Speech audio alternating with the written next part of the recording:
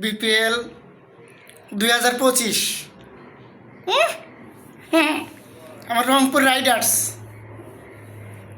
তো আজকে রংপুরের রাইডার্সের মূলত সেমিফাইনাল খেলা ছিল খুলনা টাইটান্সের সাথে। তো ভালো কথা, আমরা খুব খুশি ছিলাম যে আজকে আমাদের রংপুর জিতবে, কারণ রংপুরের বিদেশি প্লেয়ার ছিল। তো আমাদের আজকে রংপুরে একটু খারাপ খেলা হয়ে গেছে, তার মানে এটা নয় যে আমরা হেরে গেছি, আমরা এখান থেকে শিখছি। আর রংপুরের বিষয়টা হলো, আমরা বিশেষ করে মনে প্রাণে আশা করছিলাম আমরা বরিশালের সাথে ম্যাচ খেলবো। তো যার কারণে বরিশালের সাথে আমাদের ম্যাচটা হয়নি। ভাগ্যক্রমে কোনো কারণে আমাদের ম্যাচটা খুলনার সাথে পড়ে যায়, যার কারণে আমাদের রংপুরের প্লেয়ারদের খেলার মন মানসিকতা অনেক নষ্ট হয়ে যায়। যার কারণে আমরা বরিশালের সাথে খেলতে ইচ্ছুক ছিলাম, কারণ বরিশালকে আমরা বিদায় করে দেওয়ার মতো ক্ষমতা রাখি আমরা।